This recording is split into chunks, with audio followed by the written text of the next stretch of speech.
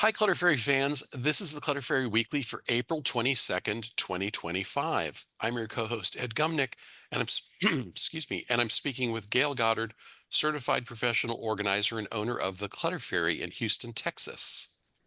Hi, everybody. The Clutter Fairy Weekly is the webcast and podcast that digs deep into the clutter that piles up between you and the life you want to be living.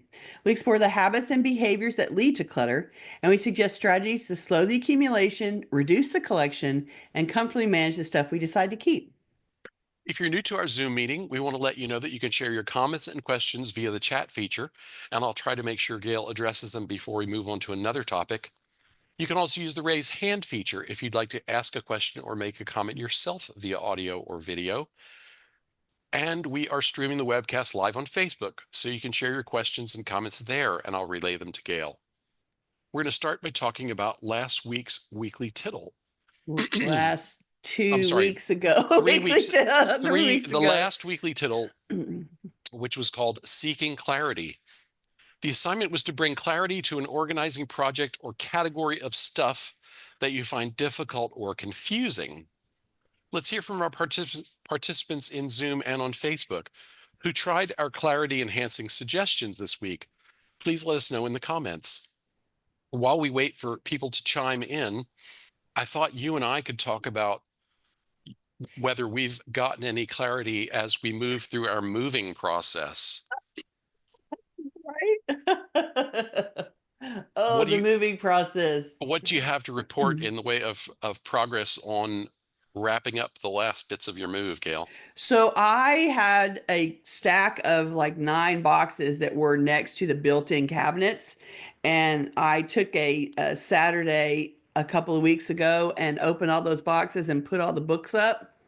And then there was some of it that was bead stuff that I still have to put away, but I managed to get 9 boxes out of the house, which had been sitting in sort of, in the part of the pathway a little bit, making me walk by them and feel bad every time I went limping past them. So I finally managed to get those out, which was great. And I'm left with one stack of boxes that mostly have decor in them, by the dining room window. So I'm waiting on that's the next big frontier to tackle.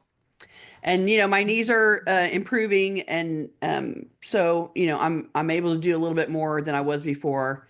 I just have to be a little bit more careful as I don't spend too much time standing. So I'm doing all right, and getting back to it again, which is great. I Yeah. spent so many months not I'm not even being able to move around the house at all. So that was like woohoo! All the bead boxes, I mean, all the book boxes are put away. That was a big deal.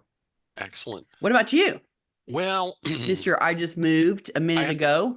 I have to start with a confession, which is that we did not do as much advance work and planning and preparation for our move as we should have, considering Right. that we should know so much better. Du-du-du, right? You hmm should. And so I forced my dear partner to move a whole bunch of boxes of paper that I should have dealt with a long time ago.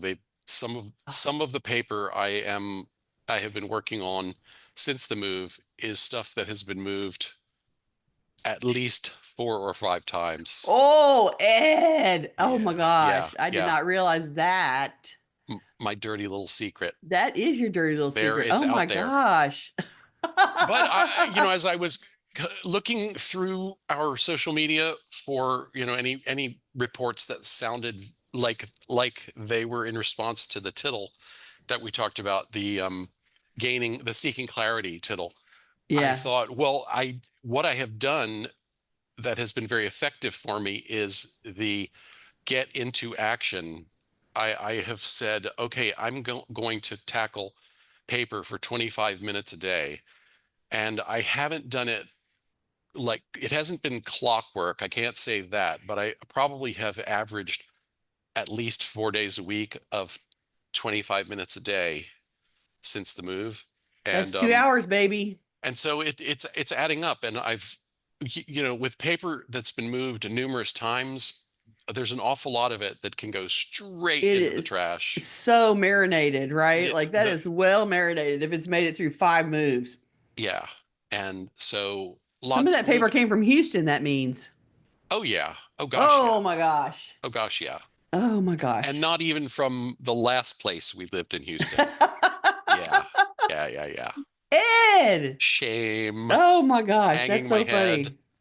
And But I'm so I glad that it's like you've narrowed down the other stuff enough that now that is a collection of stuff that is contained and obviously ready to be processed, and you're making time for it. And that is awesome yeah. because it will, everything you throw away like that, you said to me before, you can throw big chunks of it away at once. I mean, you're going to get rid of this stuff and you're going to be down to nothing. And what was the percentage you told me that you kept? Oh, I would say something under 5% Which is awesome. of what I've been through so far.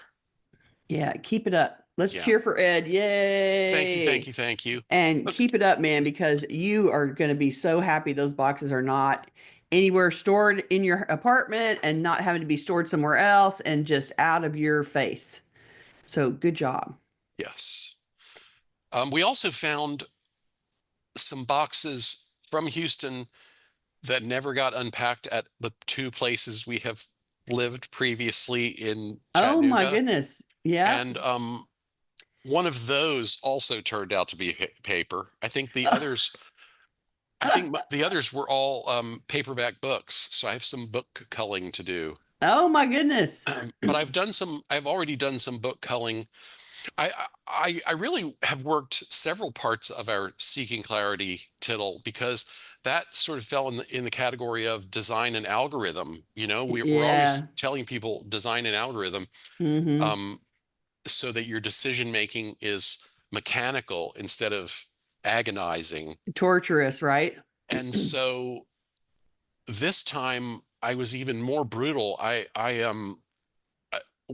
Jaime had given me stacks of hardback books that we'd saved from previous moves and said, let's let's narrow these down. And so one of the al algorithmic points I chose this time was business books. I'm not going to read any more business books. I've decided I'm done reading business books. I've never been that interested in the business of business. I'm much more interested in content and, Creativity. community and creativity. And so, Mm. yeah, not going to read any of the business books that I thought someday I was going to read. So I let a whole bunch of those go. Okay, Awesome. we should talk about what our audience is reporting on Tittles. And Okay. we don't have a lot of reports so far, but M says I was working on my closet today, and she says it doesn't look like our background. Yeah, do you see that they made them color coordinated as well? Like there's not actually a closet that looks like this. They made it, pink and yellow for fun. And I defy anybody to have a closet that looks that color coordinated. We all have way too many colors in our life besides that. So yeah, this is, well and truly staged as a closet. Not a realistic one. It's a Pinterest one. Right? Deborah says, I had a week off for Easter holidays, planned to work on my paperwork. Did I? No. Did I spend 3 whole days reading 4 books? Yes. Yes, I did. Oh, and that's what you should do with your time off, right? Like you should entertain yourself and be happy, right?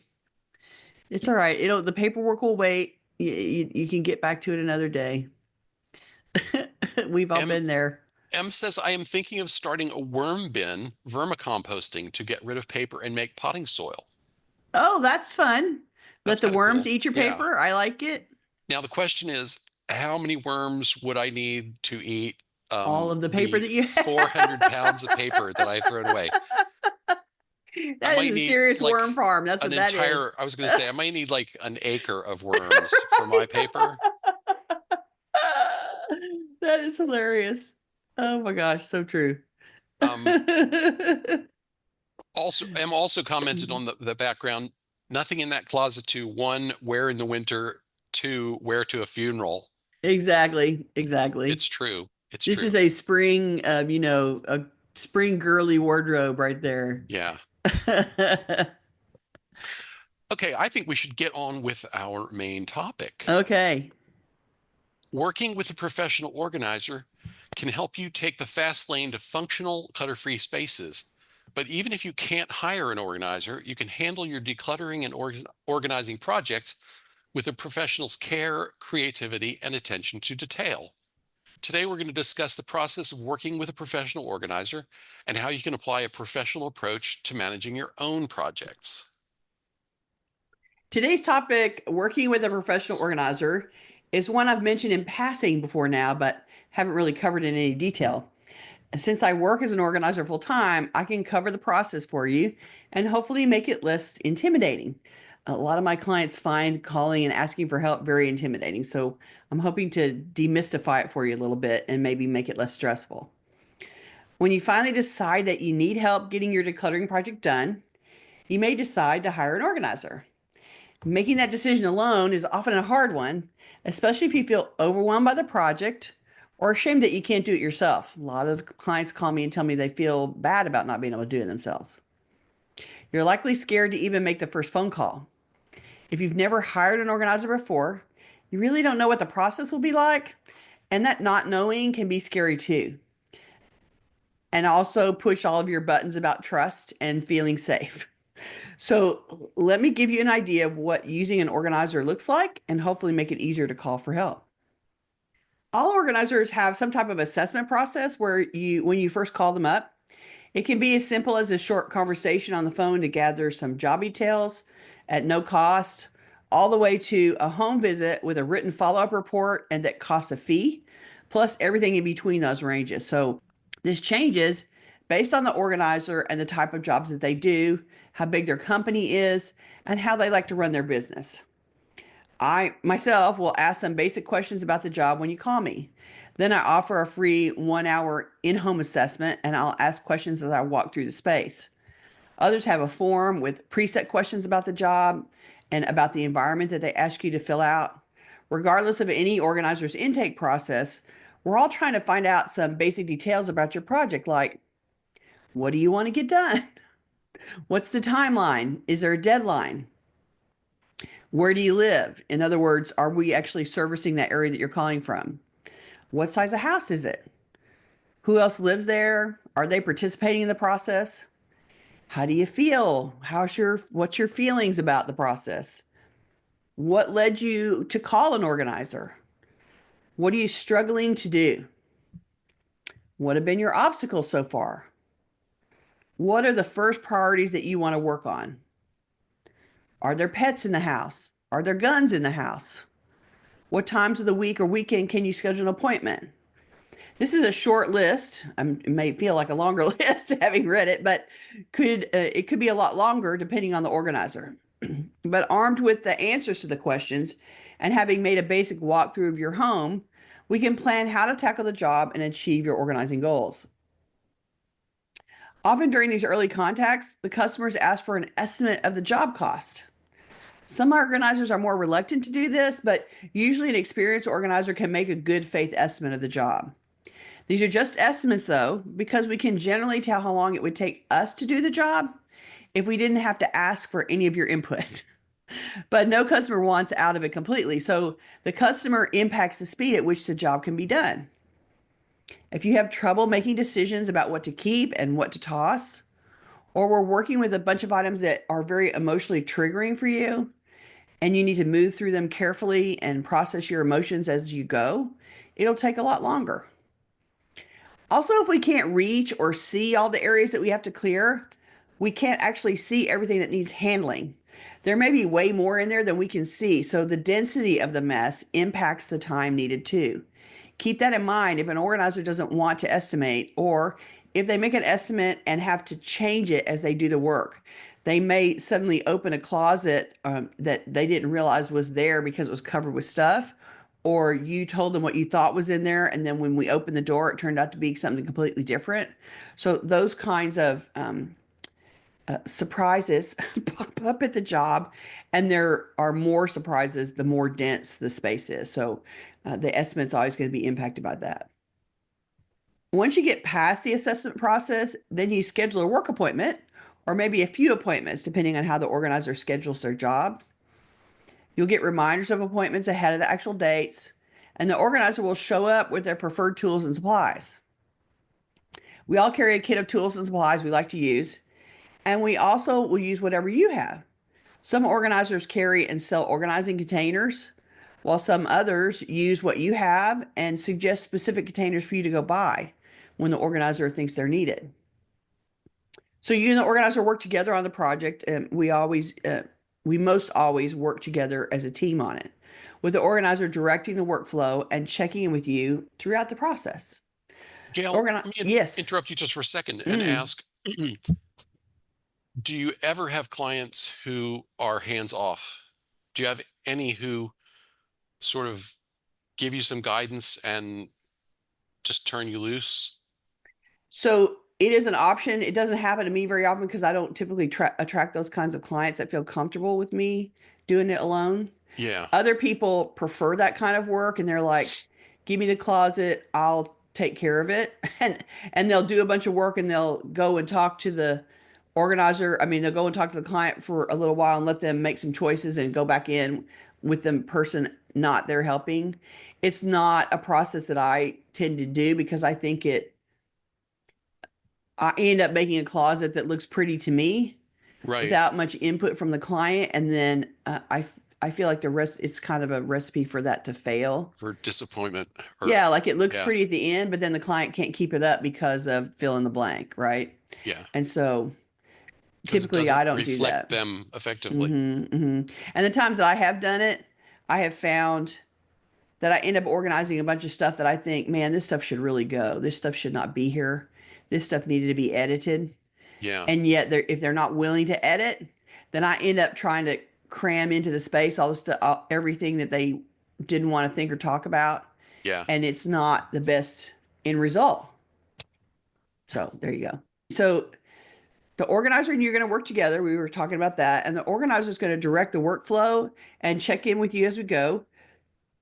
The organizer is going to try to start and wrap up an area during an appointment. So wherever you're working, it isn't like pulled out and destroyed and left that way when they leave.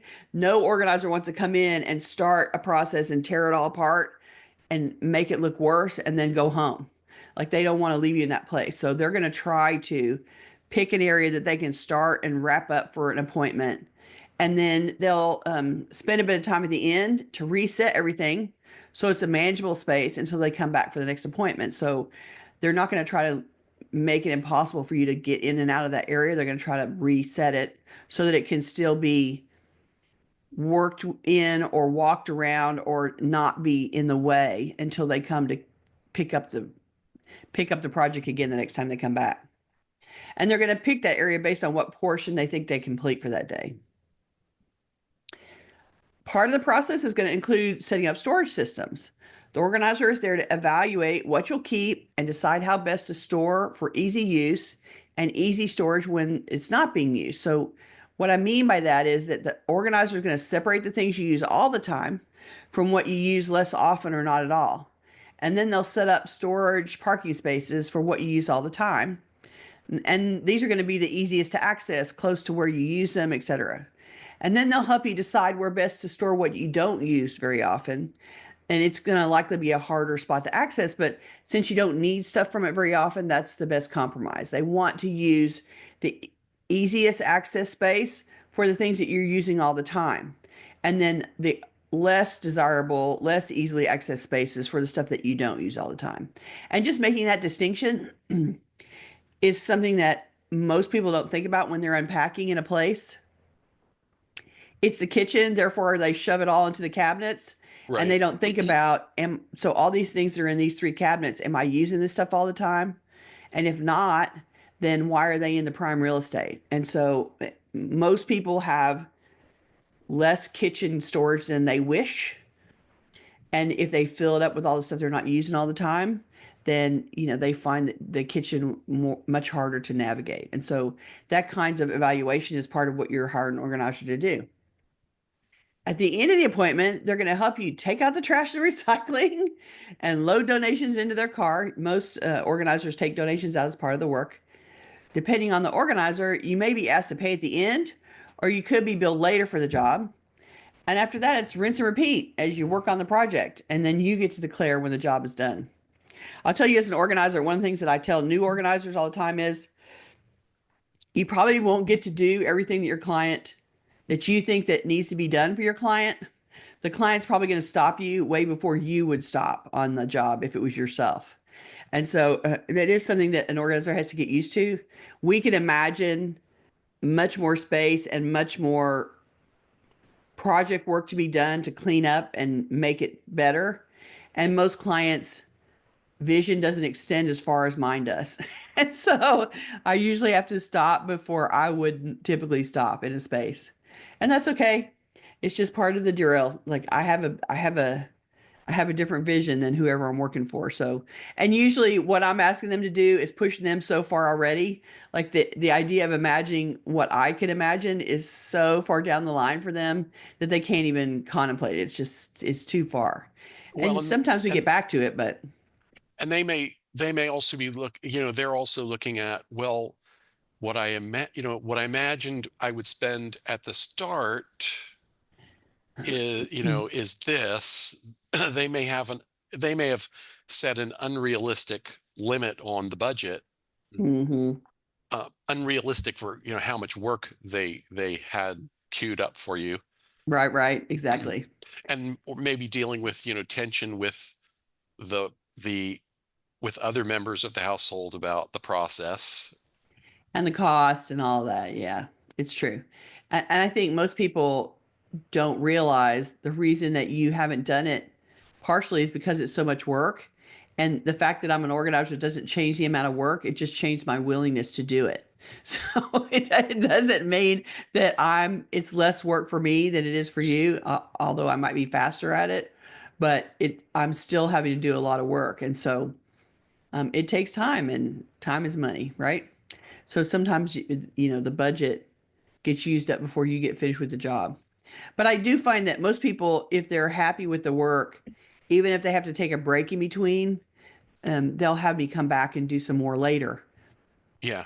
They just need to recover from the process of having their life really disrupted by somebody who tears in there and resets it all.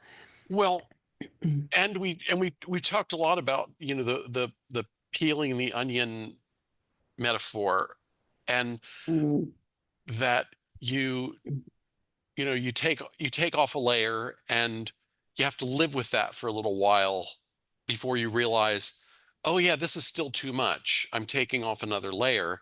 hmm. And then I think there's also we could take the metaphor further. There's also the emotional onion. They have to get used to, okay, my house has less stuff in it than it did before, and there's something about this that makes me uncomfortable. And so Hmm. it there's the time it takes to get used to living in a less cluttered space. Yeah, for whatever reason that clutter was safety or protection, Hmm. and then you break it down and it feels like there's a disruption in the force, right? Like it feels like it's out there disrupting your chi or whatever. Yeah. Yeah, it's true. And a lot of people stop because the work that we do forces them to face things that they've been ignoring Hmm. about their life, about their relationships, about the divorce, about the parents' death.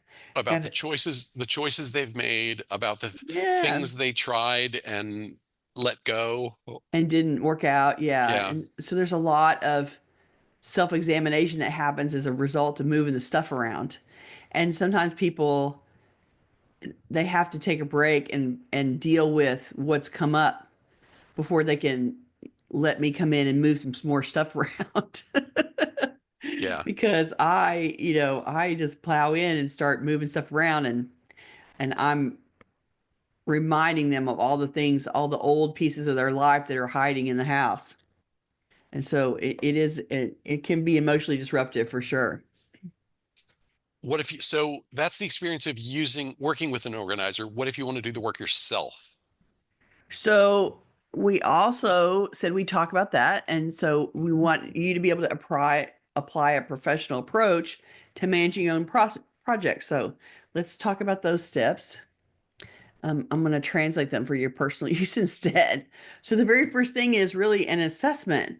You need to do this for your own job too, and ask yourself the same questions that an organizer would ask you, because if you haven't thought through um, these sort of basic understanding of what you're trying to get done, then you sort of plow ahead and end up doing work that you don't want, or doing it in a way that doesn't accomplish what you want. So you want to know these about your own job. What do you want to get done? What's the timeline? And is there a deadline? That's particularly true in a move. There's always a deadline in a move, but there might be some other kind of deadline, like my parents are coming to stay with me for Christmas, or I have to start a new job and I don't want the house to be a wreck when I start the job and I won't have time to deal with it after that, or there's no telling. So you want to know what the timeline is, and if there's some kind of deadline you're pushing against. Who else lives there? Are they helping? Are they participating? Do you have a spouse that refuses to participate? Do you have kids that are, you want to try to educate and coach through participating? Who else is involved? How do you feel about the process? What are your feelings in response to the idea of doing it? And knowing that you're having feelings, and at this point probably negative feelings, but maybe also excitement about, once I get this done, I'm starting a new job, or once I get this done, then I'm going to be able to do this and this and this instead. So there may be some, there may be some bad feelings coming up, and there may be some excitement coming up too. What are you struggling to do about the project? What is causing you problems? What have been your obstacles so far to get you started? What are your first priorities to work on? What are the first things that need your attention and that you want to put some time and effort into paying attention to? Deciding in advance, okay, my bedroom closet is making me insane every day, then that means it's probably should be at the top of the priority list. Pick the area that makes you feel the most confounded and irritated, and try to get that fixed for yourself so you can have some relief. And then what times of the week or the weekend can you schedule an appointment to work on it? And asking yourself that, A, acknowledges that you want to make it a commitment to yourself and to the project, and B, lets you think about, when will I be most mentally focused on this? When's my best time to work and not be running out of steam, and to be making good decisions? When is it going to Right. be the least painful for me? Or to have a million interruptions, or Yes, yes, all that. yeah, other demands on the On your same time. time. Yeah, Hmm. exactly. So schedule those appointments with yourself to work, and schedule any helpers that you plan to use if you've got people coming to help you. And then gather all the tools that you need. You want a trash bag, a recycling bag, a donation bag, or bin. Be careful. People tend to go grab the largest cardboard box they can to fill up with donations, except that then no one can lift it. So Right. you want it to be able to be, because donations don't just go to live in the bin forever. That receptacle has to be carried out to a car and taken somewhere. So better to have more smaller boxes or bags, and then it's easier to carry them around and maneuver them the way that you need to get them out of the house. If you put out a big, medium size or large moving box and fill it up, then you practically have to hire somebody to come and take it to your car. And then it may not actually fit in your car. You got to think about that. If you use square boxes, and if you open a car door, you will notice that that car door is not actually a square. It's cut in a much more different shape. And so it's not always easy to get the boxes in the car. So keep that in mind when you're, picking donation bags. And pick an area to work. You've set your priorities. This is what I need to do first. Pick that area, set a timer, and get started. And just like an organizer, you want to give yourself the time you need to make decisions, and you want to cut yourself a break. Don't give yourself a hard time. You don't need to be harsh with yourself on top of doing a chore you don't think is fun. So give yourself a little grace here while you're doing the work. Remember, it's okay to work on one area for a while, and you can stop to switch to another area to help give your brain a break and allow you to absorb the emotions that are coming out of the work. I do this with clients when I feel like we're doing something that causes them a lot of stress and anxiety. I don't want to keep pushing them for 3 hours in an area that really is distressing for them. And I can, okay, we're going to work for an hour, we're going to work for 90 minutes, and then let's stop and let's go work on something that doesn't challenge you in the same way. and it allows your brain to rest a little bit. All of Hmm. it's still got to get done. And so if I can keep you on it for a little while and then let you go do something that's more restful to you, um, then it'll be easier for you to go back to the first stuff. Yeah. I was thinking about that this weekend because I was working on the Because you're paper doing project paper. Yeah, I yeah. mentioned earlier, and but I also wanted I recognize the limit on how much paper I can handle because the just paper brings up so much emotion for me, because Mm, as you're digging through paper, you find reminders. Like I found reminders of a car accident in 2017. Like yeah. who wants to look at this stuff? But you have to. And insurance, just all sorts of insurance stuff. Every piece of insurance paper just cranks my anxiety level a little higher. Right. So I balanced that this weekend with working in the kitchen, which is more fun because the kitchen has a much clearer objective. I mean, the objective with the paper is clear too. It's get rid of all you can and organize what's left. That's clear. Yeah. That's clear enough, except the end point is still a long way down the road for it.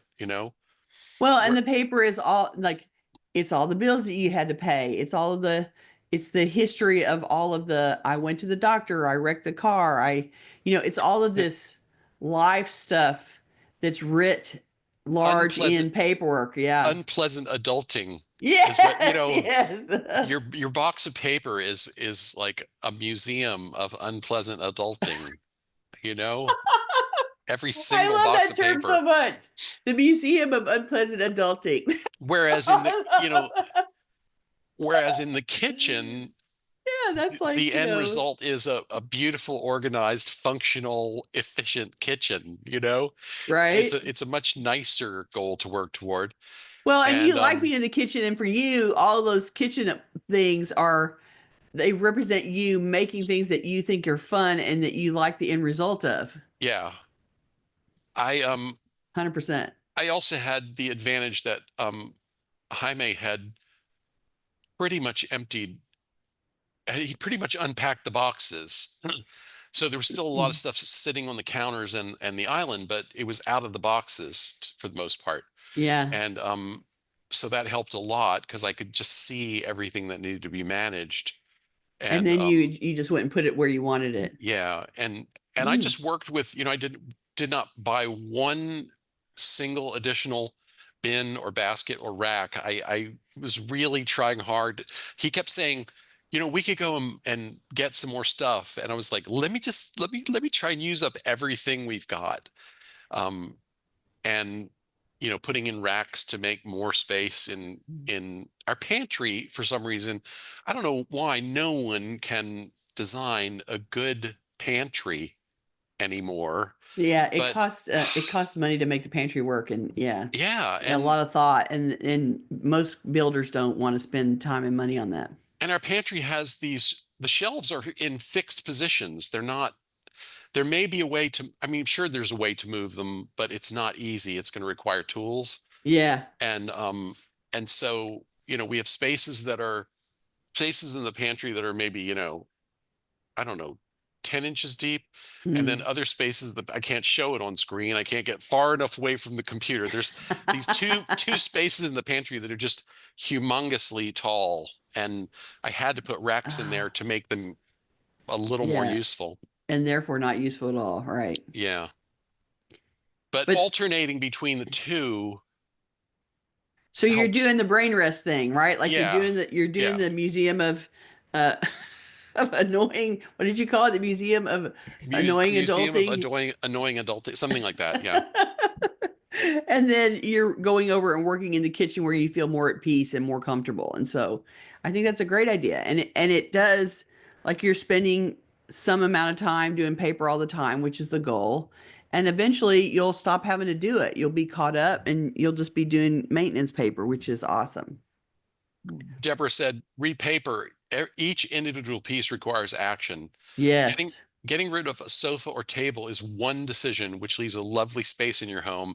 Getting rid It's of one paper makes no visible space, but can mean a huge amount of psychological space. And that takes time. So true. so true. Thank you. Cynthia wrote back, Museum of Unpleasant Adulting. Oh, there you go. That's we Yeah. got to keep that. I Yeah. really like that a lot.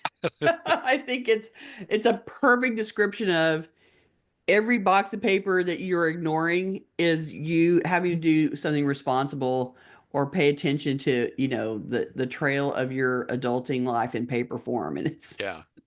it's so true. Well, and the other thing Unpleasant with adulting. paper is sometimes you find sometimes you find a box. I don't want to talk about nothing but paper today, but Right, right. um sometimes you find a box and you open it up and it's like, nothing, there's nothing in that box but receipts from Mhm. 20, I don't want to even mention, the year, but a year, let's just say a year so long ago that you can take that whole box and just dump it straight into a garbage bag. Right? And but then occasionally you open one up and it's like, oh no, oh no. And like every single piece of paper is something different, you know? And It it was was too clearly a scramblized. clearly a catch-all. Yeah. It was probably the keep box from Yes. a paper organizing effort a decade ago, Mm-hmm. or 5 years ago. Right. Anyway, Yes, I'm sure the audience can totally relate to you what you're saying. But I appreciate the example of you work on the paper, then you go do something else. Then you work on the paper, you go do something else to keep it fresh and not as punishing. onerous. Yeah. Hmm. Maureen says, I hope there will be merch on your website with Museum of Unpleasant Adulting. I love that so much. That is awesome. Oh my God, we definitely need t-shirts for that. Yeah, Okay, except let's that we have see. to imply that that's, the boxes of paper that we're Right. sorting. Yeah.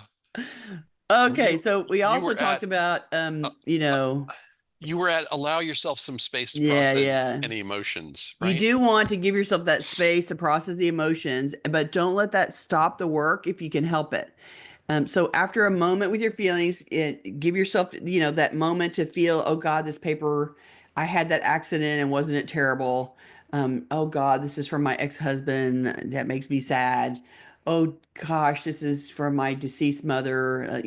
There's all these reasons why you might have some emotional response to the stuff that you're dealing with, and you can allow yourself to feel that, but try not to let it shut you down. And so give yourself a moment for the feelings and then get back to it if you can.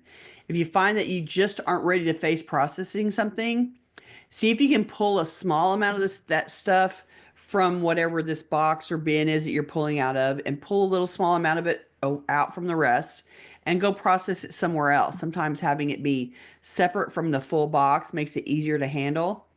And maybe that strategy can keep you moving forward. If you stop working because of emotion, then find another declutter task or space that you can do for an hour and then go back to the first thing that stopped you and try again. Sometimes you do a little bit, you get overwhelmed, you can go away and work on something else, and then you can come back to it and you can make a little bit more headway and then rinse and repeat until you can get through the stuff that stalled you the first time. And it doesn't matter if that's all in the same work appointment or if that happens over several days, it really doesn't matter.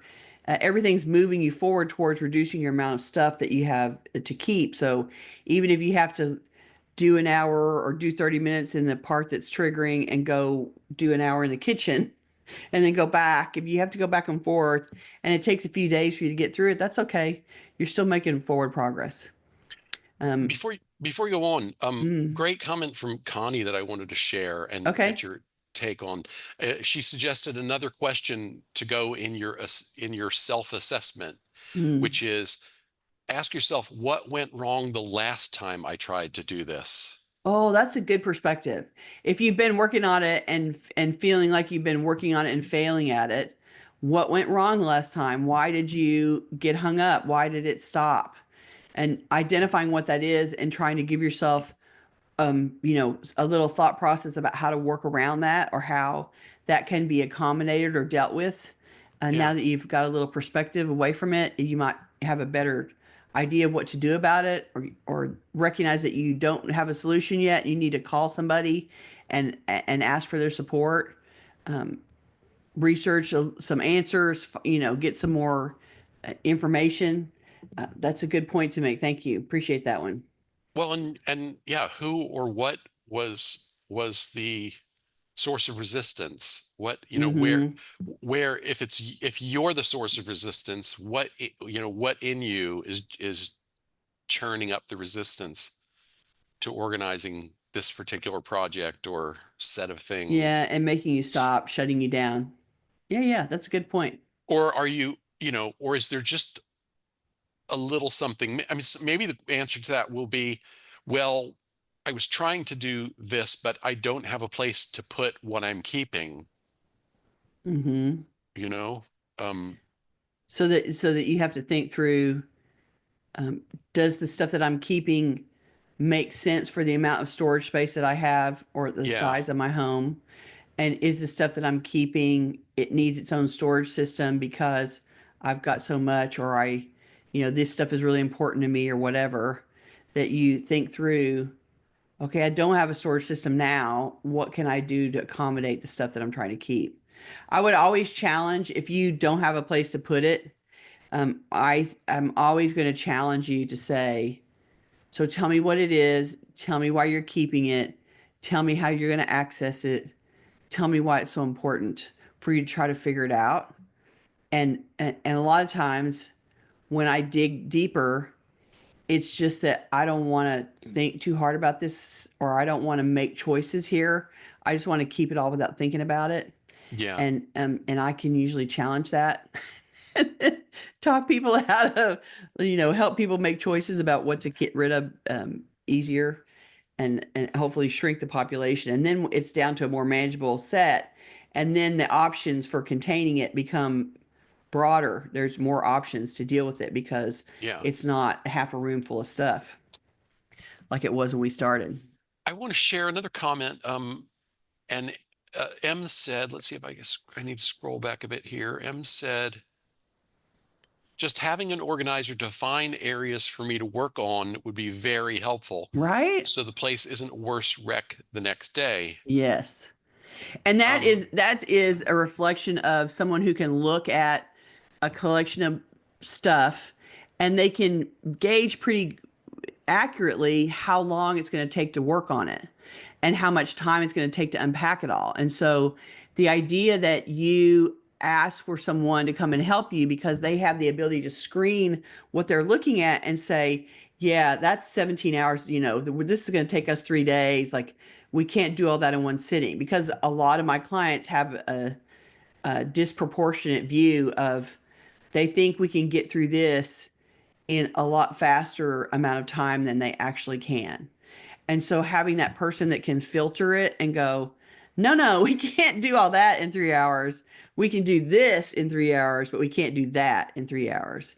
And then you don't unpack, as you said, you don't destroy and make it worse because you misjudged how much you can get done in a certain amount of time. And so the organizer is going to be able to screen that for you. And if they dig in and say, yeah, I think we can get all this over here done in 3 hours, and you're like, oh my gosh, how can that possibly be?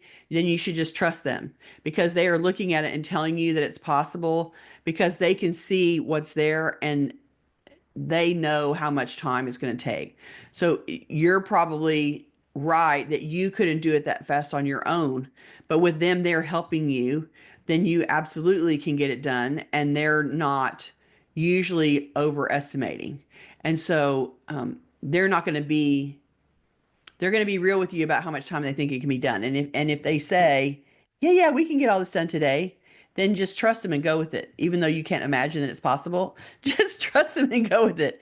But if they think that you're over enthusiastic, like that we're going to do the garage in 3 hours, no, we're not. Like, and I've learned, I learned early on to say, to be real about how much time it's going to take, because it doesn't do anybody any good for me to go, oh, well, I don't know whether we can get that done or not. Like, I don't need to be wishy-washy about it. I need to tell you up front, that's not realistic.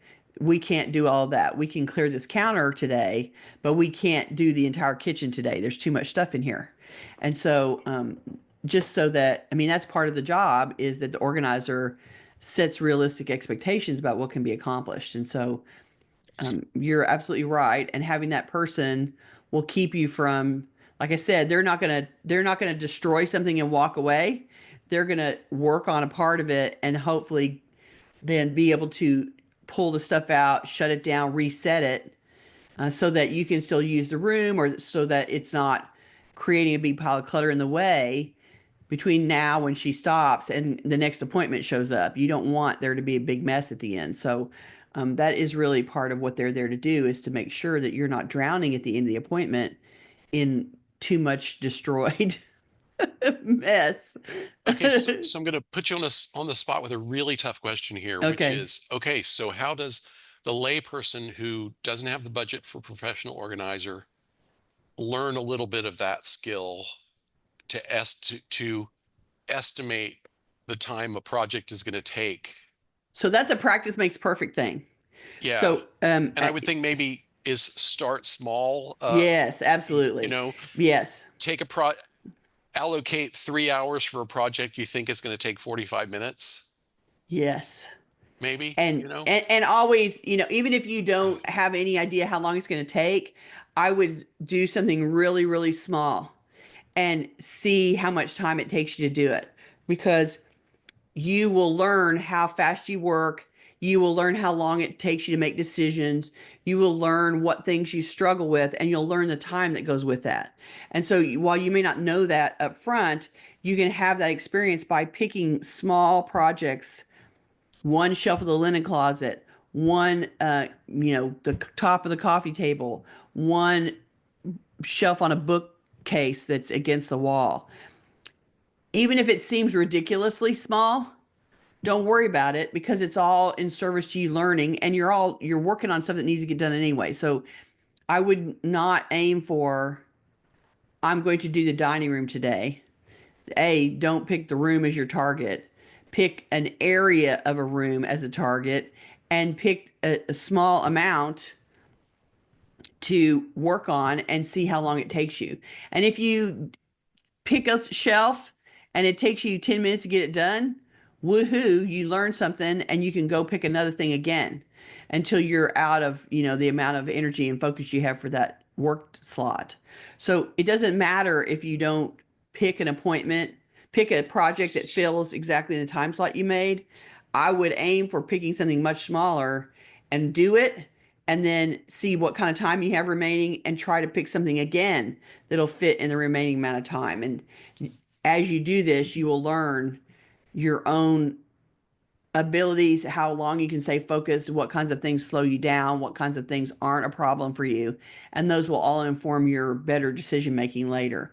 But until you have that experience and examples under your belt, start small and never start with, I'm doing the garage today. Like, no, no, I'm doing the not bedroom today. not unless Not. you have 12 hours and six people helping you. Yes, yes, yes. And Yeah. even in a room where you don't feel like, it's the bathroom, it's small, how hard can it be? Well, have you opened all Mhm. the cabinets lately? Yeah, there's way more going on in there than you think. So, go and pick a shelf in the bathroom closet or cabinet and start there and work on one thing. And then stop and see how you feel and see how much time you used up. You may not have used up all the time, but maybe you're wiped out because you felt like that all that stuff was hard to make decisions about. So you'll be learning what kinds of things sort of drain you of energy and what kinds of things are hard for you to make decisions about, and how long it takes you to do something. And yeah, I can do the whole bathroom in 3 hours, but I'm not intimidated by it. And so it's not the same. If as long as you're standing there helping me make decisions, so I can ask you, okay, here's a whole bunch of hair things. How much of all this do you want? And once you take things to throw away and decide what's the stuff that you're actually using, then I can figure out where to put it back and make it work in a 3 hour time slot from a bathroom. But that's asking a lot for you. That's asking you to be able to make all the decisions, pull everything out, decide what you want, and then decide the storage systems on the fly. And that second step figuring out where everything should go and being able to put it back. That's like a whole nother part of the job. That's like another half of the job. And so sorting through and making keep toss decisions and sorting what you're keeping is one whole process. But then putting it away is a whole nother thought process. And so if you're running out of steam just from the sorting project, you're not going to have anything available to then make reasonable, well thought through storage system choices on the back end. So maybe that's 2 different days, right? Like you have to spend one day sorting everything, and then you have to come back with a fresh brain and and fresh rest, and come back to it and go, okay, now here's the thing that I decided to keep. Now let's put some thought process to where am I going to put this stuff and how am I going to store it and what containers do I need and what do I use all the time and what do I not use all the time. And so there's a whole bunch of work that goes into putting the stuff away in a storage system that works for you to use it daily. And that's the second half of the job. And so you don't want to come to that. What I see people do is they spend all their time sorting through and getting all the what I'm going to keep done, and then they've got 15 minutes and they're exhausted, and so then it's like they're at the end of the move and they just throw everything back in the cabinet Yeah. because to get it out of the way. And like that wasn't your ultimate goal was for that stuff to be organized too.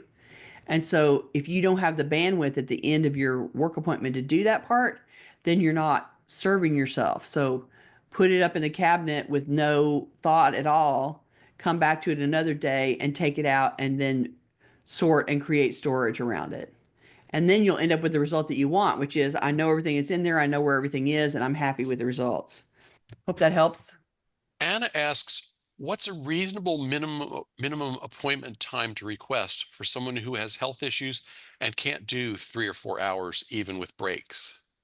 With an organizer. Right. So most organizers do 3 hours. Occasionally somebody will do more, and some people do like they go for full days. But that might be around a move, or that might because you have some kind of a deadline you're trying to accomplish, or because you have a team and the whole team can be deployed and worked everywhere. But if you're just having one person come and it's a standard appointment time, it's likely going to be 3 hours. And if you don't have the stamina, they do.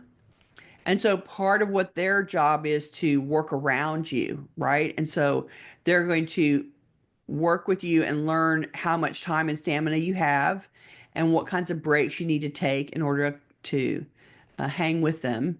But then they're there to do work around you. And so I can keep myself busy working on stuff, staging stuff, setting things up for their decision making process later while that person rests, while that person, is recovering from standing too long or from bending too much or whatever. I can usually work around that person most of the time. And if you're Well, sitting and recovering, I can still give you, some minor decisions to make. and you'll do virtual appointments for Mm-hmm. as little as an hour. Yes. And is that And true of most organizers? yeah, I think most organizers do somewhere between 1 and 3 hours online, depending. Hmm. Um, and the 1 hour appointment is not that I'm helping you dig in and get something fixed. Usually it's me having you show me the space and talk to me about what your problems are and me making suggestions for how you can tackle the things that are a problem. Me suggesting, okay, why don't you, I see your whole house, so why don't you work on this and let's focus in this particular corner and you can work on that and we can make another point where I sit with you while you go through stuff. I have clients who I get online with and we go through their paperwork together online. And so they're looking at a piece of paper, they're telling me what it is, I'm asking them questions about it. We're going through the museum of unpleasant adulting Right. and and making choices, and I'm helping coach them through those choices that they find difficult. And so when I work one time I helped somebody who was moving in California and they needed me to help the uh, the person and their spouse make decisions together. They were struggling going through stuff and trying to pack, and they were fighting about what needs to be kept and what doesn't need to be kept. And so So you my were the job was mediator. to, yeah, I mediated a couple of sessions with them to make it easier for them to pack without being upset.